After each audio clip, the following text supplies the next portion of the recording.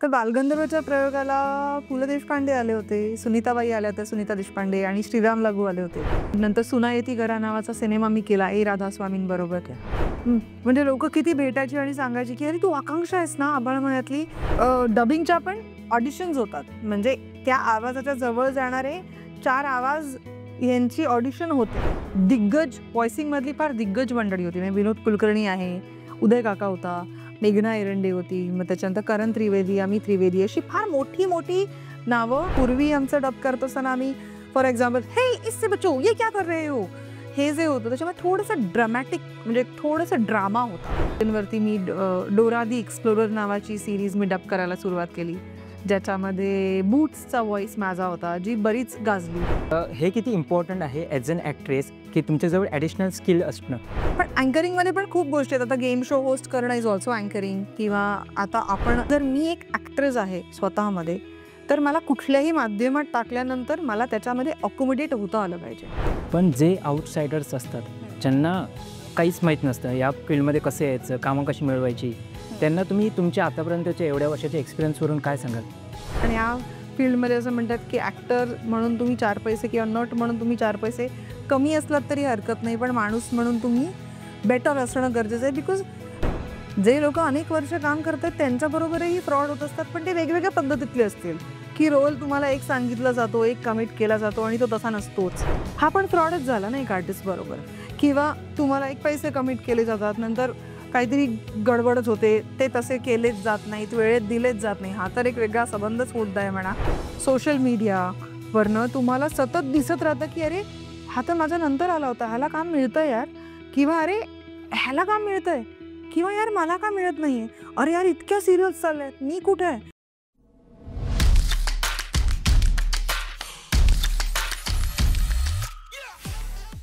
हाय परी मॅम, कशा आहात? एकदम मस्त. तू कसा आहेस? एकदम मस्त. तुमच्या या पॉडकास्टमध्ये स्वागत आहे. थँक्यू. आज आपण तुमच्या आतापर्यंतच्या अभिनयाच्या प्रवासाबद्दल बऱ्याच गप्पा मारणार आहोत. तुमची अभिनयाची सुरुवात कशी झाली? माझे वडील जे आहे ते राज्यनाट्य स्पर्धांमधनं काम करायचे, भूषण तेलंग म्हणून. सो त्यांचा जो सगळा मित्रपरिवार होता तो नाटक, सिनेमा या संदर्भातला होता. तेव्हा सिरियलींचं पेव तेवढं नव्हतं आलं, त्याच्यामुळे नाटक, सिनेमा, बाकी सगळं स्पर्धा याच्यात फार ॲक्टिव्ह होता. तर मी बाबांबरोबर, आई बाबांबरोबर गडकरीला नाटकं बघायला जायचो आम्ही. आणि तिकडे देवाशिष शेडगे नावाचा बाबांचा एक मित्र, तर देवा काका नाटक करत होता. नीलकांती पाटेकरांनी लिहिलेलं. तर ते ध्यास नावाचं नाटक होतं ते. आणि मी आधीपासून फार बडबडी आहे, तर ही बडबडी आहे आणि चुणचुणीत आहे, म्हणून चल ही नाटक करणार असं म्हणून माझं मी पहिलं नाटक केलं. मग ते नाटक आम्ही करत होतो. त्याच्यामध्ये सविता प्रभूणे, प्रदीप पेलणकर, वैजयंती चेटनीस असे बरेच मोठे मोठे दिग्गज होते, उज्ज्वला जोग. मग त्याच्यानंतर तेच नाटक मंत्रमुग्ध म्हणून कलावैभवनी प्रोड्यूस केलं, मोहन तोडवळकरांनी, मोहन काकांनी. त्याच्यामध्ये शमा देशपांडे, राजन ताम्हाणे, भारती पाटील, माधुरी भागवत अशा सगळ्या कास्ट बरोबर मी होते. तर तशी ती पहिली सुरुवात झाली आणि त्याचे 175 प्रयोग झाले. आणि मला सांगायला फार आनंद होतोय की मंत्रमुग्धाच्या प्रयोगाला मी फार लकी, म्हणजे मी स्वतःला लकी समजते, बिकॉज मंत्रमुग्धाच्या बालगंधर्वच्या प्रयोगाला पु ल आले होते. अरे वा. आणि ते सगळं लहानपणी, म्हणजे मी खूप 2री 3रीत वगैरे होते जवळजवळ, पण ते लाफ्टर आल्यानंतर किंवा टाळ्या आल्यानंतर मज्जा यायची. तर ते काय हे सांगता नाही येणार. आत्ता मला कळलं ते इतकी वर्ष केल्यानंतर.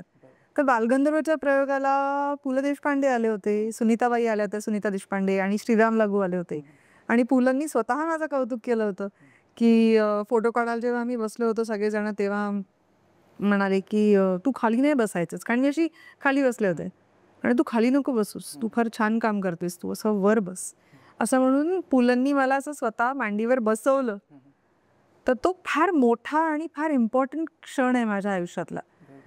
बरं, तेव्हा हेही कळत नव्हतं की हे आजोबा कोण आहेत, काय आपलं कौतुक करताय.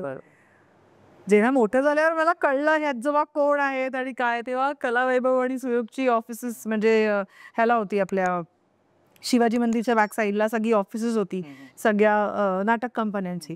तर त्यावेळेला ते एक होतं की अख्खा अल्बम करायचा, म्हणजे नाटकाशी रिलेटेड जे काही फोटोज असतील त्याचा अल्बम करायचा. त्याच्यातला पुलंचा फोटो मी ढापलाय. ऑफकोर्स म्हणजे असलाच पाहिजे असा फोटो होता तो, पण तेव्हा निगेटिव्हवरनं डेव्हलप करायचं, त्याच्यामुळे आता सारख्या कॉपीज काढणं सोपं नव्हतं. सो अनफॉर्च्युनेटली मांडीवर बसलेला मला मिळाला नाही, कारण त्याला थोडंसं असं हे लागलेलं होतं. पण जो दुसरा खाली बसलेला होता तो फोटो मात्र माझ्याकडे अजूनही आहे. तर हळूहळू तशी सुरुवात झाली. मग त्याच्यानंतर नाटकानंतर निलुताईंचं म्हणजे नीलकांती पाटेकरांचं भवर नावाची एक सिरियल होती. त्याच्यामध्ये मृणाल कुलकर्णी, नीना कुलकर्णी, विक्रम गोखले, अशा सतीश पुळेकर, अशा मोठ्या मोठ्या लोकांबरोबर मी काम केलं. विक्रम काकांबरोबर माझा एक मोठा सीन होता, ज्याच्यामध्ये मी त्यांच्या पोटावर बसून, त्यांची नात असते मी, त्यांच्या पोटावर बसून असा एक 2 पानी मोठा सीन होता माझा. अच्छा. सो ते झालं. मग त्याच्यानंतर घरोंदा नावाची माझी एक सिरियल आली, त्या दरम्यानमध्ये 3च काय म्हणतात चॅनल्स होते फक्त, नॅशनल, झी आणि मग सोनी नुकताच जस्ट आला होता. तर झीवरती ही सिरियल होती. त्याच्यामध्ये यतीन कार्यकर, नेहा शरद अशी मंडळी होती आणि राजन वाघधरे डिरेक्टर होते त्याचे. आणि ती सिरियल मी केली. मग नंतर सुना येती घरा नावाचा सिनेमा मी केला ए राधास्वामींबरोबर. असं हळूहळू हळूहळू हळूहळू ती सुरुवात झाली. म्हणजे आता सुना येती घरामध्ये अशोक मामा होते, अशोक सराफ होते, मग अलकाताई होत्या, अलका कुबल होत्या, लक्ष्मीकांत बेर्डे होते, अंकुश दा होता, अंकुश चौधरी होता. सो अशी खूप मंडळी त्या दरम्यान होती. अर्चना नेवरेकर होती. तर ते हळूहळू सुबल सरकार यांनी त्यांची नृत्य दिग्दर्शन केलेलं होतं. सो तो प्रवास हळूहळू हळूहळू सुरू झाला. आणि मग नंतर सातव्या मोरीची सातवी मुलगी नावाचं नाटक मी केलं. त्याच्यामध्ये निर्मिती सावंत, गिरीश ओक, वंदना गुप्ते अशी मंडळी होती. आणि मग मग त्याच्यानंतर बंदिनी नावाची सिरियल केली, वळवाचा पाऊस नावाची सिरियल केली. त्या दरम्यान सिरियल्स एवढ्या पिकअप झालेल्या नव्हत्या. बरोबर. सो सिरियल्स म्हणजे 52 एपिसोड्स मॅक्झिमम 52 एपिसोड, आता 12 एपिसोड 13 एपिसोडच्याच सिरियल्स असायच्या. तर बंदिनी सुद्धा एपिसोडिकच होती, पण त्यावेळेला ती स्पेशल होती खूप. नंतर मग मॅजिक बॉक्सची सिरियल मी केली, ती म्हणजे आभाळ माया. मॅजिक बॉक्स म्हणजे अच्युत वझे आणि सुबोध गाडगे यांचं प्रोडक्शन ते होतं.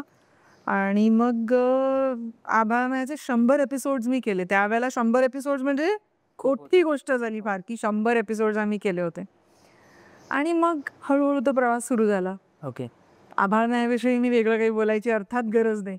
आय एम सो लकी, कारण फ्रेंड्स म्हणजे माझी जी फेवरेट सिरियल आहे फार, फ्रेंड्स सिरीजचे आत्ता 25 वर्ष कंप्लीट झाली आहे जवळ म्हणतो. आणि मटाने नुकतंच आम्हाला इन्व्हाइट केलं होतं सगळ्या आभाळ मायाच्या कास्टला. 25 वर्ष पूर्ण होते. तेव्हा मला असं रिअल झालं की माय गॉड, 25 वर्षापूर्वी आपण एका इतक्या सुंदर सिरियलचा भाग होतो, जी लोकांच्या मनात अजूनही आहे. म्हणजे आभाळ माया म्हटल्यावरती ते टायटल सॉन्ग, बिकॉज मला वाटतं ना ते सिरियलशी रिलेटेड लोकांच्या फार आठवणी आहेत. की एक तर पहिली दैनंदिन मालिका, त्याच्यामुळे ती पायनियर होती. तिथपासून सुरुवात झाली दैनंदिन मालिकांना. डेली सोप्स असं काही नव्हतं, अल्फा मराठी जेव्हा होतं तेव्हा. राईट. त्याच्यामुळे म्हणजे मी तेव्हा बसने ट्रॅव्हल करायचे शाळा वगैरे सांभाळून. तेव्हा शाळा संपल्यानंतर जेव्हा बसने आई बरोबर जायचे तेव्हा, किंवा त्याच्यानंतर हळूहळू जेव्हा एकटीने प्रवास करायला सुरुवात केली, त्या दरम्यान मला म्हणजे लोक किती भेटायची आणि सांगायची की अरे तू आकांक्षा आहेस ना आभाळ मायातली, आम्ही घरी जाऊन बघतो, हा सगळेजण बघतो, मस्त जेवणाचं ताट वगैरे घेऊन बसतो. 8:30ला लागायची, कारण तेव्हा प्राईम टाइम 8:30 होता त्यावेळेला. बरोबर. आणि मग जेवायला बसतो सगळे एकत्र, आणि मग आभाळ माया लावून बसतो. आणि मग त्याच्यानंतर हळूहळू हळूहळू आभाळ माया, मग त्याच्यानंतर मी व्हॉइसिंगकडे वळले, थोडं व्हॉइसिंग करायला सुरुवात केली, डबिंगकडे वळले. Okay okay. मी अलीकडे बऱ्याच जणांशी बोललो, त्या प्रत्येकाचं असं म्हणणं होतं, मी त्यांना विचारलं ना तुमची फेवरेट सिरियल कोणती, तर ते बोलले आभाळ माया, की ती सिरियल होती त्यासाठी आम्ही वाट बघायचो ती कधी टेलिकास्ट होणार आहे वगैरे. करेक्ट. ती तुम्ही सिरियल केली, त्यानंतर तुम्ही व्हॉइसिंगकडे वगैरे कधी वळलात आणि तो एक्सपिरियन्स कसा होता? व्हॉइसिंग म्हणजे मी उदय सबनीस त्याला कारणीभूत आहे असं नाही म्हणत, कारण उदय काकाने सांगितलं तर एक ऑडिशन्स चालले आहेत. तर आता बऱ्याच लोकांना माहिती असेल मला वाटतं, पण डबिंगच्या पण ऑडिशन्स होतात. म्हणजे त्या आवाजाच्या जवळ जाणारे 4 आवाज यांची ऑडिशन होते आणि मग आपण सिलेक्ट होतो. तर त्या ऑडिशनला मी गेले होते आणि त्या ऑडिशनला मी त्यावेळेला अगेन मी म्हटलं तसं सोनीवरती डिझनी आर नावाचं एक तासाचं लावायचं. म्हणजे तेवढंच होतं तेव्हा. कार्टून चॅनल्स असे आले नव्हते तोपर्यंत. कार्टून नेटवर्क पण तेव्हा नव्हतं आलं. पण डिझनीचं ते लागायचं. तर डिझनी आरमध्ये 101 दाल्मेशियन नावाची एक सिरीज होती. त्याच्यामध्ये रोली नावाचं एक आळशी कुत्रा असतो त्याचा डब मी करायचं. बिकॉज माझा आवाज थोडासा हेवी आहे. असा गर्ली किंवा असा व्हेरी पातळ आवाज नाही आहे माझा. त्याच्यामुळे माझा आवाज मुलांसाठी जास्त जायचा. म्हणजे फॉर सम पिरियड मी मुलांसाठीच डब करायचे. म्हणजे मला मुलीसारखं असं किंचाळता अजूनही येत नाही, पण तेव्हाही यायचं नाही. त्याच्यामुळे मी मुलीसाठी नंतर म्हणजे over the period of time जेव्हा मी मुलींसाठी डब करायला तेव्हा माझे डिरेक्टर्स म्हणजे लडकी के लिए डब करने वाली आहे तू लडकी के लिए डब करने वाली आहे. कारण ते यंग जे लहान मुलांचे आवाज असायचे ते त्यांच्यासाठी माझा आवाज जास्त जायचा. त्याच्यामुळे मी स्पिनेली नावाचं कॅरेक्टर होतं रिसेस मधलं. तेव्हा मी पहिल्यांदा मुलीसाठी गेला, पण ती पण टॉमबॉयच. त्याच्यामुळे ते पण निघून गेलं. म्हणजे असं नाही की मुलीचा एक असा तो सॉफ्ट कार्टूनचा जो एक पातळ आवाज असतो तो नाहीये माझा. My voice is very husky grainy, असा बेस थोडासा असलेला असा व्हॉइस आहे. तर मग ते मी करायला सुरुवात केली. तर मला इतका कंटाळा यायचा डब करायला सुरुवातीला, अगदी ऑनेस्टली. कारण जितकं सोपं वाटतं तितकं निश्चित सोपं नाही आहे. सरावाने तर कुठलीही गोष्ट सोपी होऊनच जाते. पण असं वाटतं लोकांना, अरे तुम्हाला तर काय स्क्रिप्ट दिलेलं असतं, समोर मॉनिटर असतो, फक्त म्हणजे कार्टून चालू असतं, तुम्हाला फक्त मॅच करायचं असतं. 6वी 7वीतल्या मुलीसाठी, आणि तेव्हा इतकं कमर्शियल सगळं झालं नव्हतं. म्हणजे किड्स वेअर स्टील किड्स. म्हणजे आम्हाला असं व्हायचं आत्ता यार चला आता शाळा क्लासेस करून डबिंग करायला जायचंय. मला असं व्हायचं अरे. आणि मी कित्येक वेळेला बघत बसायचे, पेनचा आवाज करत नुसतं तो चाललाय ते कार्टून बघतच बसायचे. मला अजूनही आठवतं त्याला आमच्याकडे तसा खरखटक वाला फोन होता. आणि Manmohan Mattu who was my first ever director, dubbing director, त्यांनी बिचाऱ्यांनी सहन केलं मला, पण तितकंच शिकवलं पण त्यांनी मला. तर त्यांचा फोन आला होता की परी तेरी आवाज सिलेक्ट हो गई आहे. मला असं झालं अरे देवा. म्हणजे मी रिॲक्ट नाही केलं तेव्हा, पण म्हटलं अरे यार मी ऑडिशन करायलाच इतका वेळ होता, तर अख्खा एपिसोड डब करायचं म्हणजे किती वेळ जाणार. पण मग मी ते डब करायला सुरुवात केली. कंटाळत म्हणजे एक एपिसोड करायला मला 3 तास 4 तास वगैरे लागायचे आणि असं सगळं. नंतर जेव्हा ती टेलिकास्ट सुरू झाली, म्हणजे दाल्मेशियन जेव्हा टेलिकास्ट सुरू झालं आणि माझ्या आजूबाजूला फार दिग्गज व्हॉइसिंगमधली फार दिग्गज मंडळी होती. म्हणजे विनोद कुलकर्णी आहे, उदय काका होता, मेघना एरंडे होती, मग त्याच्यानंतर करण त्रिवेदी, अमित त्रिवेदी, अशी फार मोठी नावं म्हणजे मेन कॅरेक्टर्ससाठी होती. म्हणजे जेव्हा मी टेलिकास्ट ऐकलं ना, तेव्हा असं नाही की माझा आवाज घाणेरडा साऊंड करत होता, पण मला कळलं की ह्याच्यापेक्षा बेटर आपण करू शकतो. म्हणजे त्याच्यात मी माझा जीव नव्हता होतला, मी कंटाळत करत होते. मग मी जरा डबिंग सिरियसली करायला सुरुवात केली. मग discovery, real kids real adventures, Jimmy neutron नावाची सिरियल होती, जंगल कब्ज नावाची एक सिरीज होती. याच्यामध्ये जंगल बुकमध्ये सगळे कॅरेक्टर्स लहान आहेत. त्याच्यातल्या बलूचा आवाज माझा होता. मग लिझी मेगवायर नावाची होती सिरीज, ती मी डब करायचे. मग एडी मेकडावर्ड नावाची एक सिरीज होती, ती मी डब करायला सुरुवात केली. ॲल्फ डब केली. अशा खूप सिरीज होत्या. हे आर्नल्ड नावाची सिरीज होती. आणि मी म्हणेन की त्यावेळेला माझ्या डोक्यात कसं होतं की मी तर ॲक्ट्रेस आहे, कारण त्याच्या आधी सगळ्यात खूप वर्ष केलं होतं आणि फार मोठमोठ्या लोकांबरोबर, म्हणजे विनय आपटे आहेत किंवा आता विक्रम काका आहेत, विक्रम गोखले, यांच्याबरोबर मी काम केलेलं होतं. त्याच्यामुळे मला असं वाटायचं की अरे मी तर ॲक्ट्रेस आहे ना, तर मी डबिंग इझिली करू शकते. तो फार मोठा भ्रम होता माझा. कारण ॲक्टिंगमध्ये मला असं वाटतं की आपले हातपाय म्हणजे काय म्हणतात, अख्खे हावभाव, हातवारे, माझे डोळे, माझं अख्खा फेशियल एक्सप्रेशन्स, मी संपूर्ण स्वतः ॲज अ ह्युमन म्हणून पोर्ट्रे करू शकते एक अख्खं कॅरेक्टर. राईट. डबिंगमध्ये हे सगळं मायनस करायचं, फक्त आवाज. त्या कॅरेक्टरचा तुमचा जो आवाज सिलेक्ट झालाय तो आवाज, आणि मग त्याचे मॅनरिझम्स, त्याच्या हालचाली, त्याचे हावभाव, त्याच्यामध्ये तुम्हाला कसं शिरता येतंय. That is what the dubbing is, I think. की बरं, आणि डबिंग पण over the period of time खूप बदलत गेलं. म्हणजे त्यावेळेला जे डबिंग होतं ते आणि आत्ताच्या डबिंगचा ट्रेंड याच्यात खूप फरक आहे. म्हणजे तेव्हा जसं आपण नाटकामध्ये म्हणतो की शेवटचा शब्द ऐकू आला पाहिजे, तसं पण आता आपण बोलताना तसं नाही बोलत ना, नॉर्मल बोलताना. पण पूर्वी आमचं डब करत असताना आम्ही फॉर एक्झाम्पल, "हे इससे बचो, ये क्या कर रहे हो?" हे जे होतं त्याच्यामध्ये थोडंसं ड्रामॅटिक म्हणजे थोडंसं ड्रामा होता त्यावेळेला. थोडंसं हे असायचं. आत्ता मी डब जे करते ते जसं म्हणजे it should sound natural. Right. म्हणजे जर आता माझं डब करायचं असेल किंवा आता त्याच्यानंतर मी एक निंजा असॅसिन नावाची फिल्म मी डब केली हॉलिवूडची एली आंटी बरोबर. तर त्या फिल्ममध्ये 2 तासाची फिल्म मी 12 तास डब केली. बिकॉज त्याच्यामध्ये आय पर्सनली टेक इट डबिंगपेक्षा मी असं म्हणेन ना, की प्रत्येक लँग्वेजची ती ब्युटी आहे. हिंदी, इंग्लिश, मराठी या 3 लँग्वेजेसमध्ये मी डब करते. बरोबर. बट आपली हिंदी काय किंवा मराठी काय, it's a very expressive language. म्हणजे आपण स्ट्रेसेस देतो, थांबतो किंवा अ लिटल लाऊड लँग्वेज म्हणजे ज्याच्यामध्ये व्यक्त होतो आपण आहेत असे. But when it comes to Hollywood films ते अर्धं काम तर डोळ्यांनी करतात आणि दुसरं म्हणजे जो तुम कहना चाहते हो, क्या कहना चाहते हो तुम? क्या मतलब है इसका? इतके सटल लेव्हलवरती ते बोलत असतात. मग तो ट्रेंड हळूहळू तो आला, की डबिंगमध्ये जिकडे आम्ही पूर्वी ॲनिमेशन आणि अर्थात डबिंगमध्ये पण आता डबिंगमध्ये इतक्या कमी वेळात बोलणं तर नक्कीच पॉसिबल नाही. बिकॉज ॲनिमेशनचा एक वेगळा फ्लेवर आहे, डिस्कव्हरीचा एक वेगळा फ्लेवर आहे, अँकरिंगचा वेगळा फ्लेवर आहे, नरेशनचा एक वेगळा फ्लेवर आहे.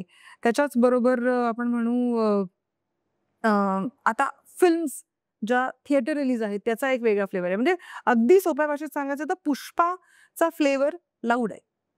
त्याच्यासाठी लाऊडच लागणार ना. पण कसं आहे, की ती एक साऊथ लँग्वेज आपण डब जेव्हा हिंदीमध्ये करतो, तेव्हा मग हिंदीचे लय जे म्हणजे आता फॉर एक्झाम्पल एखादी पंजाबीच लँग्वेज वापरली किंवा मराठीच लँग्वेज वापरली, विच इज स्टिल लाऊड.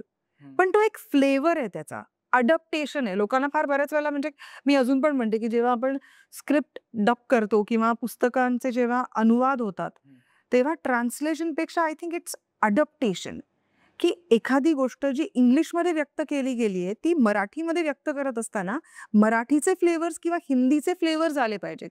ना की इंग्लिशचा तोच फ्लेवर जर म्हणजे बऱ्याच वेळेला म्हणजे डबिंग डायरेक्टर्स मला सांगायचे, की सिंग सॉन्ग हो रहा है परी, सिंग सॉन्ग हो रहा है परी. बिकॉज इंग्लिशमध्ये oh what you mean? What what what does that mean हां? हे जर असेल, तर ते त्याच्यामध्ये हिंदी अडॅप्टेशन आलं पाहिजे. क्या क्या क्या कहना क्या चाहते हो तुम? क्या मतलब है इसका? हा जो एक टाइम म्हणजे हा जो एक फ्लेवर आहे, जो आपण म्हणतो ना, की बॅलन्स करायला लागतो. Because each language has its own beauty. त्याच्यानंतर मी एक बॉय मीट्स वर्ल्ड नावाची सीरीज डब केली. जेव्हा पहिल्यांदा साऊंड अँड व्हिजन बरोबर मी काम केलं. म्हणजे माझ्या कॉलेजनंतर लीला घोष यांनी मला शिकवलं. म्हणजे असं म्हणू आपण, की लीला दीनकडनं मी ग्रॅज्युएशन केलं डबिंगमध्ये. बिकॉज त्या डिक्शनरी घेऊन बसायच्या. म्हणजे हिंदी डिक्शनरी. मग आता त्यावेळेला पुन्हा एकदा म्हणजे मी मध्ये सगळं जे काही शिकले होते डबिंगचं, त्याच्यामध्ये परत एकदा एपिसोड डब करायला मला एक एक म्हणजे 22 मिनिटाचा एपिसोड डब करायला 1 तास किंवा धरून चला आपण अर्धा तास, पाऊण तास, 1 तास लागत असताना पुन्हा एकदा लीलाजींबरोबर डबिंग करताना मला 3.5 तास लागायला लागले. कारण लीलाजी प्रत्येक शब्द आणि सिंक बघायच्या. म्हणजे प, फ, ब, भ, म, ल, ळ, र, उ, आ हे जे सगळे सिंक आहेत, हे आम्ही मॅच करायचो. पण ती एकच सीरीज केली नाही. ती मला वाटतं 35 का 40 एपिसोड असे काहीतरी त्याचे होते. त्याच्यानंतर मला इंग्लिशच्या शब्दांना ऑल्टरनेटिव्ह मराठी किंवा हिंदी शब्दांसाठी पुन्हा कधी मागे वळून बघायला नाही लागलं. बिकॉज ते इतकं म्हणजे आपण म्हणतो ना, की ती तालीम चालू असते. आपल्याला कळत नसतं, की आपल्या नकळत आपण ते शिकत असतो. सो हे सगळं करत असताना it started as my hobby and developed as my career. की नंतर मला त्याची मजा यायला लागली, की अरे यार हे किती म्हणजे तेव्हा मला खूप कंटाळा यायचा. म्हणजे मला माझे डायरेक्टर्स म्हणायचे, "परी डब कर फटाफट, लीला दी आ रही है. लीला जी अगर बैठेंगी फिर" कारण लहान होते मी तेव्हा. त्याच्यामुळे तेव्हा छड्या लिटरली नाही मारायचे.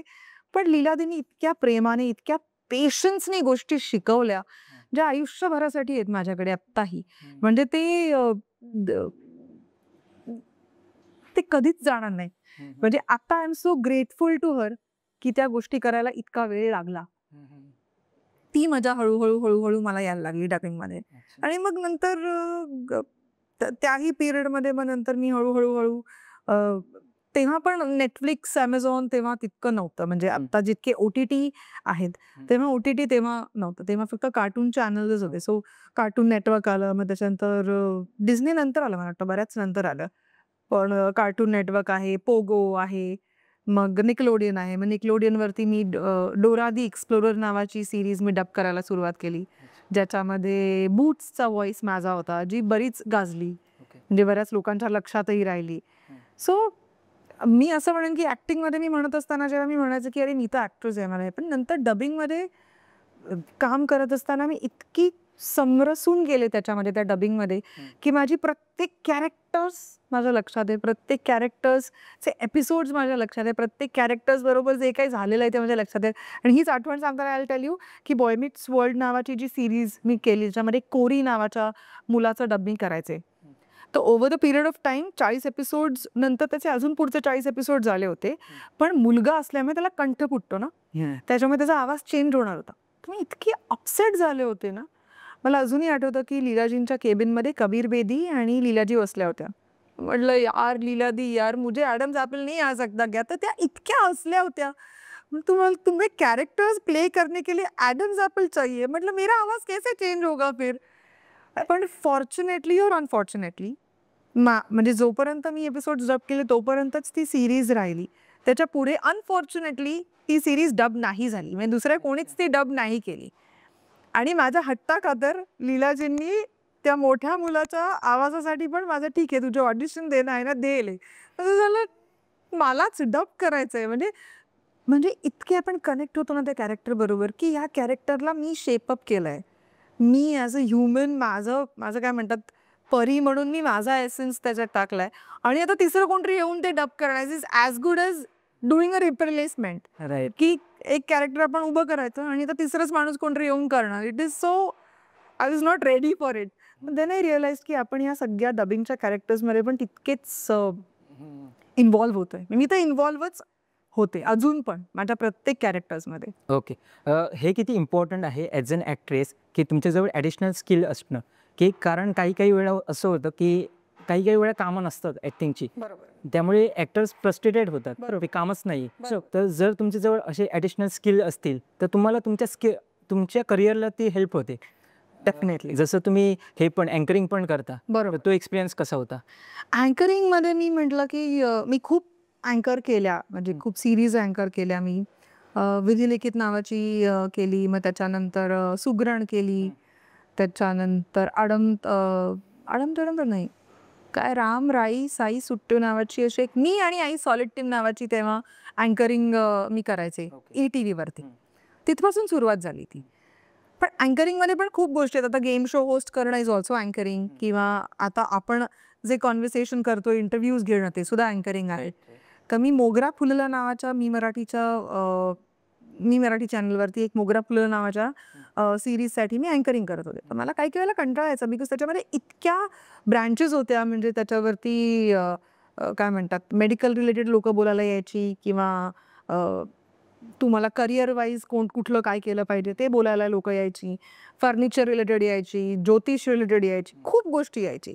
सो सगळ्याच गोष्टी काही आपल्या इंटरेस्टच्या नसतात, व्हेरी ऑनेस्ट. राईट. म्हणजे काही गोष्टींमध्ये आपल्याला कमी अधिक प्रमाणात इंटरेस्ट असतो.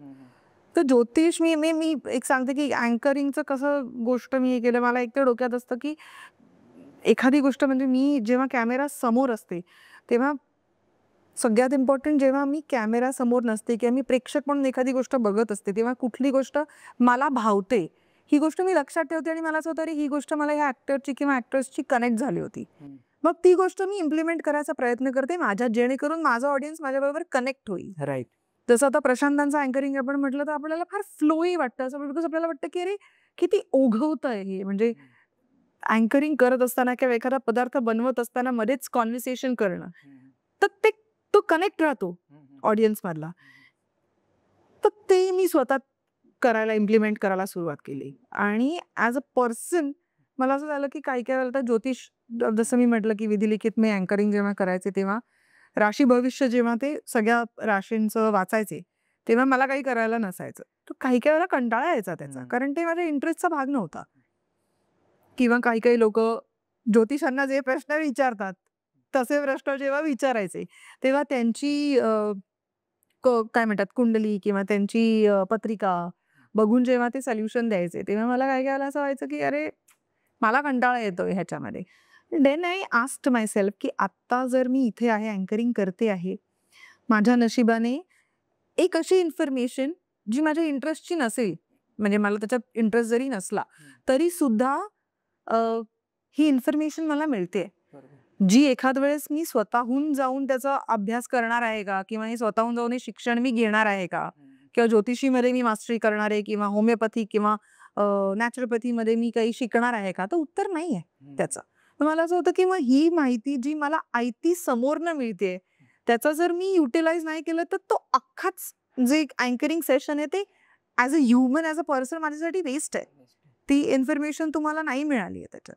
म्हणून मग मी नंतर इंटरेस्ट घ्यायला लागले त्याच्यामध्ये. मग मग ते मला इंटरेस्टिंग वाटायला लागलं की अरे 9 ग्रह, 9 ग्रहांचे 9 वेगवेगळे कॅरेक्टरिस्टिक्स, मग हा ग्रह, मग परत ती 9 घरं, मग त्या 9 घरांमध्ये कुठला ग्रह कोणाच्या कॉम्बिनेशनमध्ये असताना कसा बिहेव करतो त्याच्यावरती, बिकॉज ज्योतिषशास्त्र इज नथिंग बट गणित, समीकरणं. Right, right. तर ते शास्त्र किती इंटरेस्टिंग आहे की अरे हे कसं आहे, म्हणजे ते कसं आहे. गणितात एखाद वेळेस मी इंटरेस्ट नाही घेणार, पण हे पण तसंच की होमिओपॅथीमध्ये जेव्हा औषधं दिली जातात तेव्हा डॉक्टर काय विचार करतात किंवा त्याच्यामध्ये काय अभ्यास आहे, किंवा नॅचरोपॅथीमध्ये कुठल्या गोष्टी कशा हे करतात. तर मला असं वाटतं अँकरिंगने मला खूप समृद्ध केलं त्याच्यामध्ये. आणि आर्ट वगैरेचा पण क्लास असायचा, म्हणजे आर्टमध्ये ओरिगॅमी होतं किंवा नंतर बाकी टाय अँड डाय होतं, खूप गोष्टी होत्या त्याच्यामध्ये. मग मी त्याच्यात हळूहळू रस घ्यायला लागले. मग मी ते एन्जॉय करायला लागले की अरे ही इन्फॉर्मेशन मला फ्री मिळते.